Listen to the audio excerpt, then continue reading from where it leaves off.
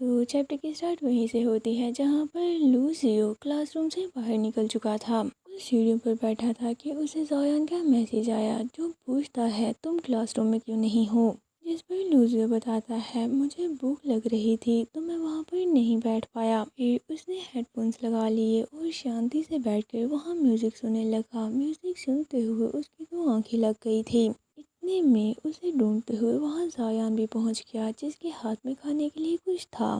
जब उसने लूजो को ऐसे सोते हुए देखा तो काफ़ी प्यार से उसे घूरने लग जाता है। इतने में अचानक से ही लूजो ने अपनी आईज ओपन कर ली जिसे देखकर ज़ायान ने जल्दी से शॉपर उसके फेस के सामने कर दिया। ज़ायान को अपने सामने देखकर लूजो थोड़ा चौंकते हुए पूछता है तुम यहाँ पर क्या कर रहे हो। ज़ायान बोलता है मैंने कुछ ज़्यादा ही ऑर्डर कर लिया था तो ये बच गया है, क्या तुम खाना चाहते हो। ओहो ज़ायान, हम ये अच्छे से समझ पा रहे हैं कि ये बचा हुआ नहीं बल्कि तुमने खुद उसके लिए ऑर्डर किया है, लेकिन उसे देने के लिए ऐसे बहाना बना रहे हो। दूसरी तरफ लूजो ने भी वो फूड ले लिया। फिर वो रूफटॉप का डोर अनलॉक करने लगता है जिस पर लूजो पूछता है तुम्हारे पास की कहाँ से आई। इस पर ज़ायान बताता है स्टूडेंट काउंसिल से। ये जगह स्टूडेंट काउंसिल को बिलोंग करती है। इस टाइम यहाँ पर कोई भी नहीं आता, इसलिए मैं डोर ओपन हो गया। वो रूफटॉप पर जाते हुए लूजो को भी अपने साथ आने का बोलता है। इस पर वो भी बिना कुछ सोचे उसके पीछे पीछे आ गया। फिर वो दोनों जाकर एक साइड पर बैठ गए जहाँ पर लूजो काफ़ी मज़े से ज़ायान का लाया हुआ खाना खा रहा था और बोलता है ये इतना भी बुरा नहीं, मुझे अच्छा लगा। वैसे आज तुम मेरे साथ इतना नाइस क्यों बन रहे हो। इस पर ज़ायान उसे नजरें चुराने लगा और क्वेश्चन वर्ड करते हुए बोलता है आखिर किसे पता मैं तुम्हारे साथ इतना नाइस क्यों हो रहा हूँ। अगर तुम्हें ये इतना ही अच्छा लगा है तो नेक्स्ट टाइम भी मैं तुम्हें यही मंगवा कर दूंगा। इतने में वो देखता है कि लूजो के फेस पर खाना लग गया जिसे देख के वो तो काफ़ी प्यार से खुद ही उसे क्लीन करने लग जाता है। उसके ऐसा करने पर लूजो तो चौंकते हुए उसे देखने लगा। दूसरी तरफ ज़ायान भी उसे काफ़ी गौर से देख रहा था। इतने में पीछे से कोई उन पर लाइट मारते हुए चलाकर बोलने लगा हे खाने की स्मेल तो बहुत अच्छी आ रही है। आखिर आधी रात को यहाँ पर छुपते हुए सीक्रेटली कौन खाना खा रहा है। हम देखते हैं वो कोई और नहीं बल्कि ली था ड्यूटी करते हुए, जिसने अभी तक उन दोनों को नहीं देखा था और एक्साइटिंगली बोलने लगता है कि फाइनली मैंने बहुत बड़ी मछली पकड़ ली, उन लोगों को तो मैं अच्छी खासी पेनल्टी लगाऊंगा। ये बोलते हुए जैसे उनके सामने आकर लाइट मारते हुए उनका फेस देखता है तो उन्हें देख के वो बेचारा तो घबराते हुए बहुत ज़्यादा ही चौंक गया और बोलता है ये तो तुम हो, आखिर तुम यहाँ पर क्या कर रहे हो। उसी तरह लीजिए तो पूरी सिचुएशन को अच्छे से सोचने लग गया कि मेरे साथ यहाँ पर क्या हुआ है। सबसे पहले ज़ायान ने मुझे खाना दिया, फिर अपने साथ यहाँ रूफटॉप पर लेकर आया। जब हम यहाँ बैठकर खा रहे थे तो ली ने हमें पकड़ लिया और जो कार्ड दिखाकर वो मुझे पेनल्टी करने वाला है वो किसी और का नहीं बल्कि ज़ायान का ही ड्यूटी कार्ड है। और बोलता है इस सिचुएशन को देखकर तो एक ही बात हो सकती है, ज़रूर ही तुम सभी ने मुझे फंसाने के लिए कोई ट्रैप बिछाया है जिसमें मैं इनोसेंट सा पर्सन बिना तुम लोगों पर शक किए फंस भी चुका हूँ। ये सुनकर ज़ायान तो हेल्पलेसली बस उसे देखने लगा। लीजो भी इसकी तरफ देखने लगा जैसे कि वो उसे पूरी सिचुएशन के बारे में एक्सप्लेनेशन मांग रहा हो, लेकिन ज़ायान तो बिना कुछ एक्सप्लेन किए पूरे कूल वे में चुपचाप वहाँ से निकल जाता है। उसके जाने के बाद लूसियो एक्सप्लेनेशन के लिए ली की तरफ मुड़ जाता है जिस पर ली बेचारा तो घबराते हुए उसे मना करने लग गया कि जैसा तुम सोच रहे हो वैसी कोई बात नहीं, हमने तुम्हें अपने ट्रैप में नहीं फंसाया, हम ऐसा कोई काम नहीं करते। इसके बाद सीन शिफ्ट होता है और हम ली और उसके साथी को डायरेक्टर के पास खड़ा देखते हैं जहाँ वो डायरेक्टर को आज रात की ड्यूटी के बारे में रिपोर्ट कर रहे थे। इस पर वो पूछते हैं तुम लोगों ने रूल ब्रेक करते हुए किसे किसे पकड़ा है। वो सभी स्टूडेंट के बारे में डायरेक्टर को बता देते हैं सिवाय ज़ायान और ली के। ये बात छुपाते हुए उन्हें बहुत ज़्यादा डर भी लग रहा था, लेकिन फिर भी वो हिम्मत करते हैं क्योंकि उन्हें अच्छे से पता था कि इन दोनों से पंगा लेने के बाद उनकी खैर नहीं। इसके बाद लूजो दोबारा से अपने क्लासरूम में चला गया जहाँ पर ज़ायान मैसेज करके उसे एक्सप्लेन करता है कि मैंने तुम्हें अपने ट्रैप में नहीं फंसाया, लेकिन वो तो मानने को तैयार ही नहीं था और बार बार यही बोलता है कि हाँ तुमने ऐसा ही किया है, क्योंकि उसे ज़ायान का वही स्माइली फेस याद आ रहा था और ये बात भी कि आज वो मेरे साथ कुछ ज़्यादा ही काइंड था। लेकिन साथ ही जायान के स्माइली फेस को याद करके उसके फेस पर भी स्माइल आ जाती है, जिसे देखकर ज़ीन बोलता है, कहीं बोरियत की वजह से तुम्हें एलियन तो नहीं होने लगे? इस टाइम हम क्लास में हैं तो आखिर तुम्हें हंसी किस चीज़ की आ रही है? जिस पर वो बहाना मार देता है कि ये क्लास बहुत इंटरेस्टिंग है। दूसरी तरफ मैसेज पर उसे जायान बोल रहा था कि अगर तुम मेरी बात नहीं मान रहे तो चलो फाइट करते हैं। इस पर लूजर बोलता है, तुम शेमलेस कहेंगे, क्या अब तुम एक ओमेगा से फाइट करोगे? ये सुनकर वो तो अजीब सा मुँह बना लेता है और दोबारा से एक्सप्लेन करने लग गया कि मैं खुद भी कई बार पकड़ा जा चुका हूँ। इस पर लूजर बोलता है, ऐसा बस तुम्हारे साथ ही हो सकता है क्योंकि तुम मेरे जितने ब्रिलियंट जो नहीं हो। मैं खुद से कभी भी नहीं पकड़ा जाता, तुमने जानबूझकर मुझे फंसाया है। इतने में टीचर ने लूजर को नोटिस कर लिया और बोलती है, तुम कब से ऐसे ही फेस नीचे की स्माइल किए जा रहे हो? चलो उठो, आकर ये क्वेश्चन सोल्व करो। जिस पर लूजर खड़ा होते हुए बोलता है, मैम आई एम सॉरी, लेकिन आप कौन सा क्वेश्चन करवा रही हैं? उसके ऐसा बोलने पर उसके साथ साथ पूरी क्लास को पनिश हो जाती है। लेक्चर खत्म होने के बाद भी वो सारी क्लास वहीं पर बैठकर क्वेश्चन सोल्व कर रही थी। एक स्टूडेंट लूजर से बोलता है, हे आखिर तुमने इस टीचर से पंगा ही क्यों लिया? ये बहुत स्ट्रिक्ट है।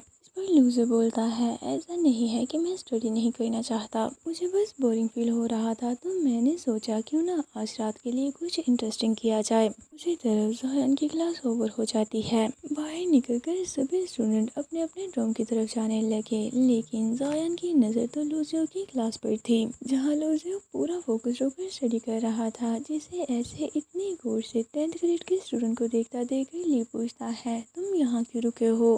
फिर जायान बोलता है, मुझे अभी अभी एक रेयर चीज़ नज़र आई है, मैं उसे और भी अच्छे से देखना चाहता हूँ, तो तुम लोग चले जाओ, मैं थोड़ी देर तक आ जाऊँगा। ये बोलकर वो उन्हें बाय करते हुए वहाँ से चला गया और जाकर लूजर के पीछे खड़ा हो गया, ये बोलते हुए कि हे तुम यहाँ पर क्या लिख रहे हो? कहीं ये पोल्ट्री लेटर तो नहीं, ये बताने के लिए कि तुम कितने ज़्यादा ब्रिलियंट हो? जिसे देखकर लूजर पहले तो थोड़ा चौंक गया और फिर बोलता है, आखिर तुम यहाँ क्या करने आए हो? मेरी क्लास से दूर रहो। लेकिन जायान तो वहाँ से जाने की बजाय उल्टा उसकी हैंड राइटिंग पर मजाक उड़ाने लगा कि तुम्हारी हैंड राइटिंग भी बिल्कुल तुम्हारे जैसी मैसी ही है। ये बात तो लूजर की प्राइड हर्ट कर देती है और उससे मन ही मन काफ़ी ज़्यादा गुस्सा आने लगा और गुस्से से मुड़ते हुए बोलता है, कहीं तुम मुझसे दोबारा मार खाने का तो नहीं सोच रहे?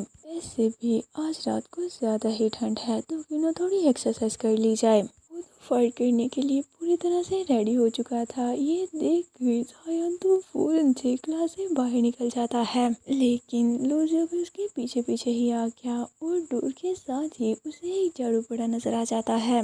तो बिना टाइम वेस्ट किए झाड़ू पकड़ लिया और बोलता है, तुमने क्लास के बीच मुझे मैसेज किए जिसकी वजह से मैं पकड़ा गया हूँ। अब जबकि तुम खुद से चलकर यहाँ पर आए हो तो इजीली यहाँ से जाने के बारे में तो भूल ही जाओ। इस पर जायान बोलता है, लेकिन क्यों? कहीं तुम अपने साथ साथ मुझे भी डुबाने का तो नहीं सोच रहे? तुम्हें ज़्यादा कुछ करने की कोई ज़रूरत नहीं, बस चुपचाप जाकर हमारी चैट हिस्ट्री सबमिट करवा दो।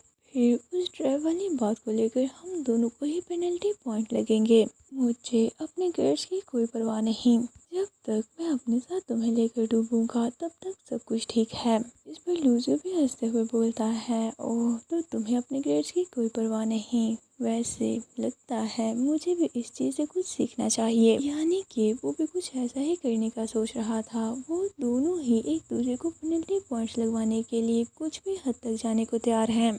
उन्हें देखकर तो लग रहा था जैसे कोई दो वॉरियर एक दूसरे के बिल्कुल सामने हों, फाइट करने के लिए रेडी। उनके आसपास बहुत से लोग जमा हो गए थे। इतने में वहाँ टीचर भी आ जाती हैं, जो कि उन्हें ऐसे फाइट करता देखकर गुस्सा करने लगे कि आखिर तुम दोनों यहाँ पर क्या कर रहे हो। मुझे उसे बोलती हैं, आखिर तुम्हारे साथ मसला क्या है? क्लास पर फोकस नहीं कर रहे थे और ना ही अपनी पनिशमेंट को सीरियस ले रहे हो, या मुझे तुम्हारे पेरेंट्स को बुलाना चाहिए? फिर वो जायान की तरफ मुड़ी कि तुम्हारे साथ क्या मसला है? क्लास खत्म होते ही तुम किसी और की क्लास में आकर तमाशा कर रहे हो। तुम अभी तक अपने ड्रॉम में वापस क्यों नहीं गए? मुझे तुम दोनों के नाम लिखने होंगे ताकि तुम्हारे होमरूम टीचर खुद ही इस चीज़ से डील करें और और तुम दोनों को अच्छे से पनिश करें। ये देखकर वो उन दोनों के यूनिफॉर्म पर लगे नेम टैग से देखते हुए उनका नाम लिख लेती हैं, लेकिन दोनों के नाम और स्टूडेंट नंबर सेम ही थे। ये देखकर वो थोड़ा कंफ्यूज हो गई और पूछती हैं, आखिर तुम दोनों में से ज़ायान कौन है, क्योंकि यूनिफॉर्म के अकॉर्डिंग तो वो दोनों ही ज़ायान थे ना। इसमें लीजियो जल्दी से आगे बढ़ते हुए बोलने लग जाता है कि मिस, मैं हूँ ज़ायान, मेरा क्लास में ध्यान नहीं था और मैंने ही सबसे पहले फाइट स्टार्ट की है। ये सिचुएशन थोड़ी सीरियस है, मैं जानता हूँ, मुझे अपनी गलती का भी पता है, तो प्लीज़ मुझे थोड़ा ज़्यादा पेनल्टी देना। असल में दोनों ही तरफ से पेनल्टी तो ज़ायान को ही लगने वाली है।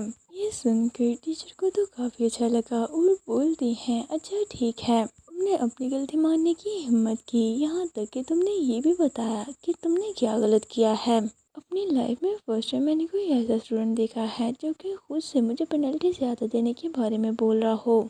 इतने में ज़ाया ने लूजियो का लिखा हुआ वही पेनल्टी लेटर पकड़ लिया और उसे देखते हुए बोलता है, मिस्टर लूजियो, तुम जो कुछ भी बोल रहे हो मैं वो सारे के सारे इल्ज़ाम मान लूँगा, सिवाय इस लेटर के, क्योंकि ज़ायान की राइटिंग कभी भी इतनी अगली नहीं हो सकती। ये सुनकर लूजियो को तो काफ़ी ज़्यादा गुस्सा आने लगा, जिस पर वो अपना पैर ज़ायान के पैर पर मारते हुए उसे मुंह बंद रखने का इशारा करता है, लेकिन ज़ायान तो उसकी बात बिल्कुल भी नोटिस नहीं करता, बस इनोसेंटली बिहेव करते हुए बोलता है, हे तुम मेरे पैर पर पैर क्यों रख रहे हो। इतने में वहाँ पर डायरेक्टर वो भी आ गए, जो कि उन्हें देखकर चिल्लाते हुए पूछते हैं, हे यहाँ क्या हो रहा है, तुम दोनों दोबारा से कहीं फाइट तो नहीं करने लग गए। इस पर लूज़र जल्दी से झाड़ू अपने पीछे छुपाते हुए क्यूट वे में बोलता है, नहीं सर, अभी तक तो नहीं। ये सुनकर वो बेचारे तो साय करते हुए अपना सर ही पकड़ लेते हैं और मामले को हैंडल करने के लिए टीचर से बोलते हैं, मिस, मैं इन दोनों के बारे में आपको बाद में बताऊंगा, अभी के लिए इन्हें अपने अपने रूम में जाने दें। इस पर वो दोनों वहाँ से बाहर निकल आए। लूसियो ज़ायान के पीछे पीछे चल रहा था, जो कि इस टाइम कुछ ज़्यादा ही एक्साइटिंग है, क्योंकि आज की फाइट में उसकी जीत हुई। फिर उन दोनों को अलग अलग डायरेक्शन में जाना था। जैसे ही ज़ायान अपने सर पर मुड़ा तो लूजो ने बैग पकड़ते हुए उसे रोक लिया और पूछता है, आज तुमने फूड कहाँ से ऑर्डर किया था। इस पर ज़ायान स्माइल करते हुए बोलता है, मैं तुम्हें बाद में टेक्स्ट करके बताऊंगा। ये सुनकर वो तो खुशी खुशी में वहाँ से निकल गया। जिसे ऐसे एक्साइटिंगली जाता देखकर पीछे से ज़ायान भी स्माइल करने लगता है। इसके बाद हम उसे अपने ड्रॉ में बैठा देखते हैं, जहाँ पर ली पढ़ने का ट्राई कर रहा था, लेकिन काफ़ी ज़्यादा फोकस करने के बाद भी उसके पल्ले कुछ नहीं पड़ता। जिसे देखकर ज़ायान कंसोल करने लगता है कि ऑल राइट, अब इतना भी परेशान मत हो, ये एग्ज़ाम्स थोड़े स्ट्रिक्ट तो होते हैं, लेकिन ऐसा बस इसलिए है ताकि हम हार्ड वर्क करें और नेक्स्ट सेमेस्टर में और भी अच्छे से परफॉर्म कर पाएँ। जिस पर वो कंसोल होने की बजाय उल्टा और भी ज़्यादा बुरी तरह से चलाने लग गया कि एग्ज़ाम के साथ साथ मुझे स्टूडेंट काउंसिल की ड्यूटीज़ भी तो करनी है, मैं ये सब कुछ कंप्लीट कैसे करूँगा। सच में वो तो कुछ ज़्यादा ही टेंशन ले रहा था। जिस पर ज़ायान उसे उसी के हाथ पर छोड़ते हुए खुद भी स्टडी करने लगता है। जब उसने बैग से पेन निकाला तो उसे लूज़ो याद आ गया, जहाँ थोड़ी देर पहले उसने ज़ायान का बैग पकड़कर उसे रोका था। बस इतनी थोड़ी देर तक टच करने से ही उसे तो अपने बैग से लूजियो के फेरोमोन्स की स्मेल आने लगी थी। फिर वो अपने पीछे पड़े लूजियो के उसी फटे हुए यूनिफॉर्म को देखता है, जो वो उसके सामने फेंक कर चला गया था। उसे पकड़कर काफ़ी प्यार से देखने लगा और स्माइल करते हुए लूजियो को ही याद कर रहा था। गाइस, ये देखकर आपको क्या लगता है, क्या वाकई ही इन दोनों की फेरोमोन कंपैटिबिलिटी बस 0% है? जल्दी से यस और नो में अपना अपना आंसर मुझे कमेंट बॉक्स में ज़रूर बताएं। दूसरी तरफ हम लूजो को अपने ड्रॉ में देखते हैं, जो कि इस टाइम जिनसे अपने और ज़ायान के रिलेशनशिप के बारे में बात कर रहा था।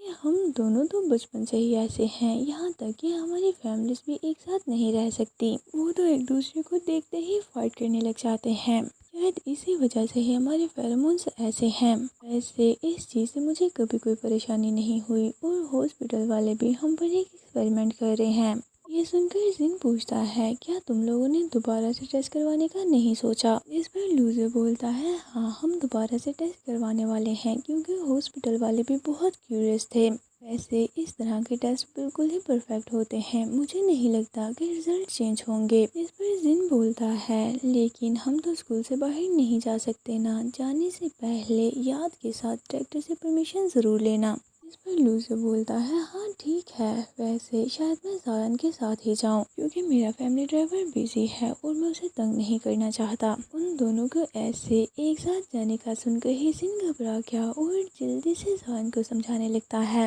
याद रखना तुम्हें ज़ायन के साथ फाइट नहीं करनी, वो तुम्हें फेवर दे रहा है तो तुम भी उसके साथ अच्छे से रहना। इस पर लूज़र बोलता है, फिक्र मत करो, मैं जानता हूँ मुझे क्या करना है, मैं एक स्मार्ट पर्सन हूँ, कल मैं बिल्कुल ही पोलाइट और हम्बल रहूँगा। इसके बाद हम 11th ग्रेड के स्टूडेंट को देखते हैं जहाँ पर वो सभी बैठ कर बातें कर रहे थे। यहाँ पर एक स्टूडेंट सायान से पूछती है, क्या हमारी क्लास के सबसे हैंडसम बंदे को आजकल लव लेटर्स नहीं मिल रहे? इस पर दूसरा स्टूडेंट बोलता है, हाँ मिल तो रहे हैं और वो भी बहुत ज़्यादा, लेकिन जब से 10th ग्रेड स्टार्ट हुई है ये तब से ही सभी के सभी लेटर्स को रिजेक्ट करता जा रहा है।